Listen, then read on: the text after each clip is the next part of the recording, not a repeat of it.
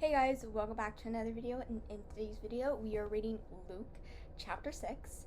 Not a lot to say, let's get straight into it. So verses 2 through 4 talks about bread. You're going to be like, when you're a new Christian, you're like, what is the significance of bread? Common sense, if you know anything about Christianity, you know it's the body of Christ. But if you're very, very new and clueless and stuff, well, then you won't know. Well, bread represents the body of Christ.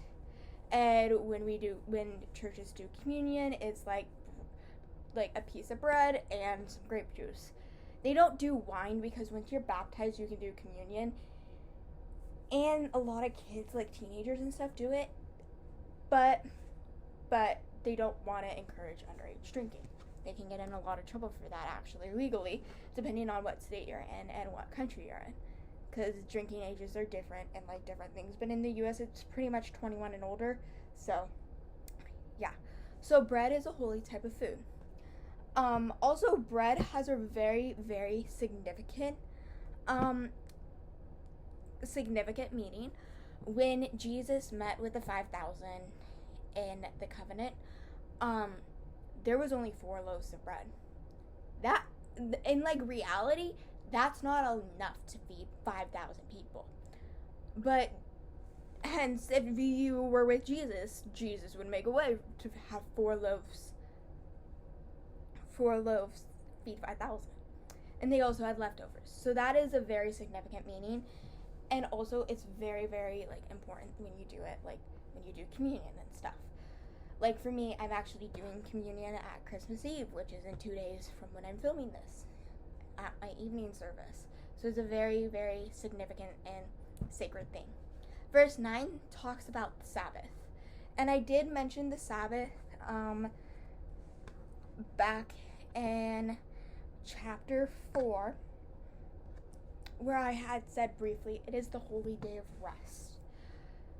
I'm actually going to take a little bit from the Hebrew Bible, and talk a little bit about this because I know this from people that I follow. So when Jewish people, the Sabbath is every Friday. They turn off all electricity, they don't spark electricity, all of that, because it's a day of rest. And when you turn something on, that's working your hand and sparking electricity. You need electricity pretty much every day. So this verse is talking about even on a day of rest, the Sabbath, if somebody is dying, you can save them. In the Hebrew Bible, it talks about how they prioritize your health first. Like I said, it's a day of rest. You don't do anything. You don't even drive cars. Like, you can go out, walk and all that, open like front doors and stuff. That's it. But you don't spark electricity. You don't use your phones. You eat a lot. Sometimes people fast and stuff. But when it comes to health, the Bible talks more about health. So 2 people that I follow online who are Jewish, who are Orthodox Jews especially, I'm talking about them.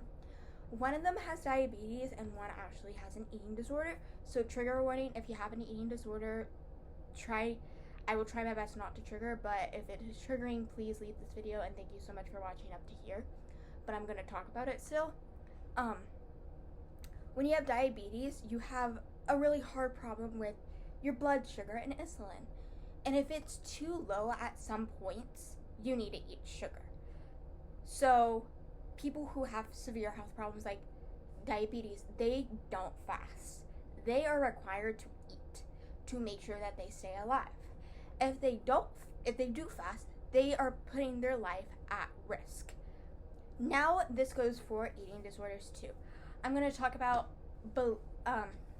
binge eating and anorexia, because I have done some research on this and kind of talked with Bibles and done my own read the Bible about it and done my own research. So if you binge eat, people are like, so you have a binge eating disorder, you're eating a lot, you're overweight, you should be able to fast. That is actually very, very harmful to people who binge eat, because they need to have scheduled meals to try to break the cycle of binge eating. Also, with that and trying to do that, you're also putting them at risk to develop anorexia. If you know anything about anorexia, which is the most talked about and well-known eating disorder. I put it in quotes because it's actually not really. But you starve yourself. So when it comes to fasting, you should not starve yourself because you need to have 3 meals a day, 3 snacks. If you do starve yourself, then you are basically getting into the eating disorder. So why am I saying this and relating this to saving someone's life on a Sabbath? Well, that's health. Your health comes first. And for me, after hearing that from Orthodox Jews, I have kind of looked at fasting and all of that in a different light.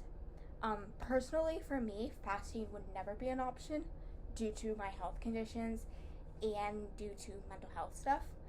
And my church is actually doing a fast week, which I will actually not be participating. And the pastor that did it said, if you want to fast, make sure you talk to your doctor.